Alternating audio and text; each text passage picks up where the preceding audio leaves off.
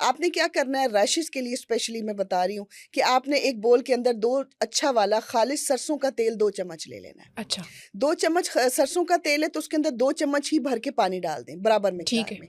उसको इतना ज़्यादा अपनी उँगली से या चम्मच से फेंटें कि वो एक क्रीम बन जाए। वो सरसों का रंग ख़त्म हो जाएगा, पानी डालने की वजह से ना वो एक ना लाइट से कलर की गोल्डन सी क्रीम बन जाएगी। ठीक है। अच्छी तरह 2-4 मिनट आपने उसको हिलाते रहना है, फेंटते रहना है। उसके बाद जहाँ-जहाँ पर आपको रैशेज़ हैं आप वो इसको वहाँ पे अप्लाई करें। आप बिलीव करें 1 या 2 दफ़ा के इस्तेमाल से रैशेज़ बिल्कुल ख़त्म हो जाएँगे। अच्छा। बार-बार होते हैं, बार-बार अप्लाई करें। ताज़ा बना लें, आपको रखने की भी ज़रूरत नहीं है। आपने फटाफट सरसों का तेल थोड़ा हथेली पे डाला और ईज़ी कर देती हूँ। और ये ऐसी चीज़ें हैं जो घर में हमेशा घर में अवेलेबल हमेशा होती हैं। होती हैं। आपको और ईज़ी कर देती हूँ, हाथ के ऊपर थोड़ा-सा सरसों का तेल लें, उतना ही पानी डालें, उसको अच्छी तरह मलें, तो वो एक क्रीम बन जाएगी, उसको अपने रैशेज़ पे अप्लाई करें। सुबह आपको पता ही नहीं जगह ढूँढनी पड़ेगी कि रैशेज़ कहाँ कहाँ पर थे, थे? टाँग पर थे, गर्दन पे थे, जहाँ भी थे कि इंशाल्लाह मुकम्मल आराम आ ओवरनाइट जाएगा। फ़र्क पड़ जाएगा। येस। अच्छा ठीक है।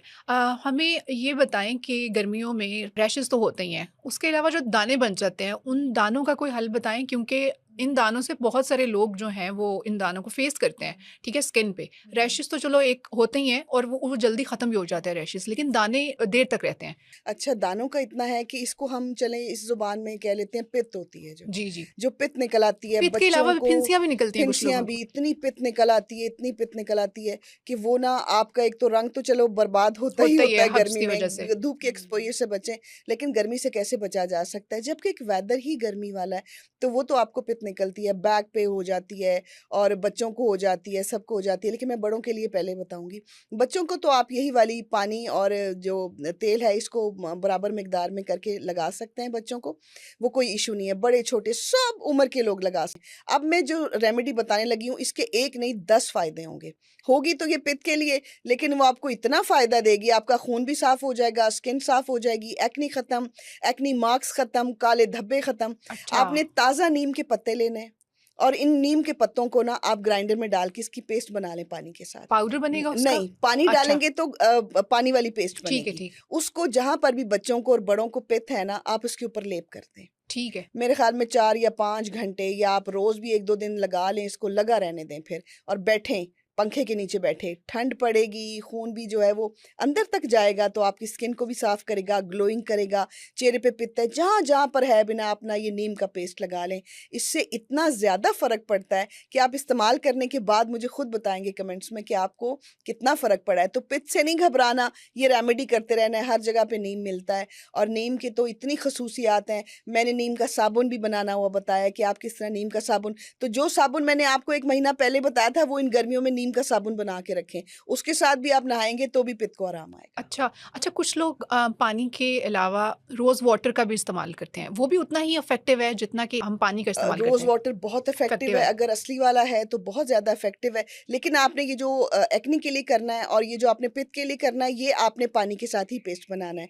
क्योंकि रोज़ वाटर का जो इस्तेमाल है वो कर तो सकते हैं लेकिन अभी नहीं, स्किन बहुत ज़्यादा सेंसिटिव हुई ठीक हुई है, है और बहुत ज़्यादा रैशेज़ वाली स्किन पे भी रोज़ वाटर का इस्तेमाल जो है ना मैं तो रिकमेंड नहीं करती, ठीक है, लोग कर लेते होंगे। ठीक है। मास्क वग़ैरह के अंदर डालें, आँखों में ड्रॉप्स डलते हैं, या स्प्रे कर लेकिन लें। या स्प्रे कर लें। लेकिन आपने अपनी पित्त के लिए जो पानी का इस्तेमाल करना है तेल का, पानी का और ये जो नीम के पत्ते हैं, ये तो ज़बरदस्त रेमेडी। खर्राटों की अगर हम बात करें, बहुत सारे लोग ऐसे हैं जो खर्राटे लेते हैं, ठीक है? और वो ज़रूरत से ज़्यादा लेते हैं, वो नॉर्मल नहीं होता। तो उसका कोई हल बताएँ कि कुछ लोग इतने ज़्यादा खर्राटे लेते हैं कि साथ वाला इंसान जो है वो नहीं उस तरह से सुकून से सो हाँ पाता। जी।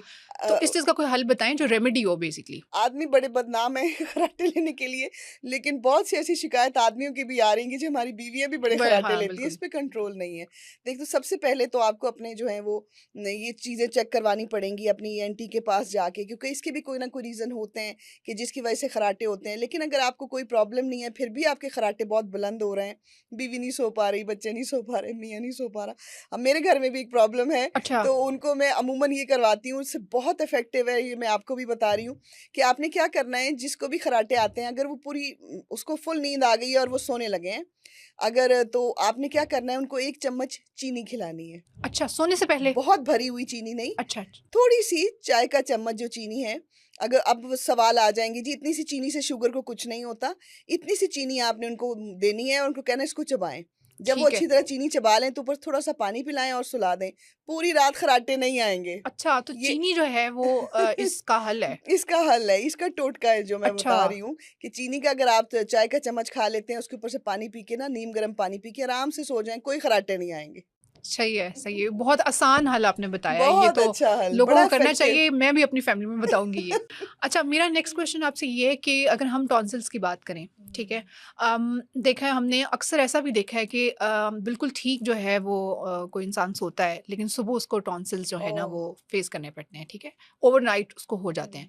एक तो इस चीज़ की रीज़न बताएँ कि लोगों को टॉन्सिल्स होते क्यों हैं? दूसरा इसका हल बताएँ, कोई घरेलू टोटका बताएँ। टॉन्सिल्स जो है वो आपका ईएनटी का डॉक्टर हमेशा आपको टेस्ट करने के बाद कहता है कि आपके ये जो ग्लैंड्स होते हैं, जी, जी। वो बहुत ज़्यादा उनमें खराबी पैदा शुरू हो जाती है। यहाँ पर एक गिल्टी और यहाँ पर एक गिल्टी ठीक जो है। कि बहुत पेनफुल होता है। हुँ, हुँ। आप स्वेलो नहीं कर सकते, खट्टी चीज़ नहीं खा सकते। खट्टा खाना तो दूर की बात है, खट्टे के पास से गुज़र जाएँ तो आपके टॉन्सिल जो हैं उसका एक ही हल बताते हैं ऑपरेशन। अगर आप अच्छा। ऑपरेशन से बचना चाह रहे हैं, अगर आपको बहुत दर्द हो रहा है और बाज़ औक़ात टॉन्सिल्स जो हैं वो उसको ऑपरेशन के बाद भी नहीं फ़र्क पड़ता। तो इसके लिए एक मैं बहुत ज़बरदस्त जो है वो चीज़ बताना अच्छा, मैंने चाहूँगी। ओवरनाइट इसलिए कहा क्योंकि टॉन्सिल्स एकदम से नहीं निकलते। जी, जी। वो हल्का-हल्का दर्द करता रहता है आपके गले हुँ, में और वो बिल्कुल। फिर बाद में पता चलता है। हम पहले सीरियस नहीं लेते, हुँ, हमें लगता है कि शायद गला ख़राब है तो इट मेक्स सेंस कि चलो कोई नहीं कि नॉर्मली ना हो जाता है गला ख़राब। हुँ। लेकिन टॉन्सिल्स इसका मतलब है कि इसका जो एक मेजर हल है वो ऑपरेशन ही है। बताते तो डॉक्टर्स ऑपरेशन है अच्छा, लेकिन आप ऑपरेशन से बचें, जो मैं ठीक है, बताने जा रही हूँ। ठीक है। आप इसका देसी इलाज करें क्योंकि बहुत सारी मेडिसिन्स, फिर गले का ऑपरेशन, सब चीज़ें बहुत ज़्यादा बड़ी हो जाती हैं। सर्जरी करवाना कोई छोटी बात नहीं होती। बिल्कुल, उसमें फिर रिकवर करना, फिर हमेशा के लिए आपको खट्टी और इस किस्म की चीज़ों से ना जो है परहेज़ बताया जाता है। बहुत प्यारी चीज़ मैं बताऊँगी कि आपने बादी चीज़ों को अपनी ज़िंदगी से ना निकालने की कोशिश करनी है, जो आपके ठीक जिस्म है। में बादी पैदा करें। वो टॉन्सिल्स के लिए अच्छी नहीं होती, उनसे आप जो है वो अपनी जान छुड़वाएँ या बहुत कम कर दें और बल्कि ख़त्म ही कर दें, बादी चीज़ कोई ना खाएँ। उसके बाद आपने अगर फॉर इसके एग्ज़ाम्पल हमें फॉर एग्ज़ाम्पल आलू में बादीपन ठीक होता है। है, इस तरह सब्जियों में होता है। आप ये चीज़ें जब खाते हैं, बहुत ज़्यादा चिप्स का इस्तेमाल, आलू का इस्तेमाल, फिर ठंडे-ठंडे पानी पीते हैं ऊपर से।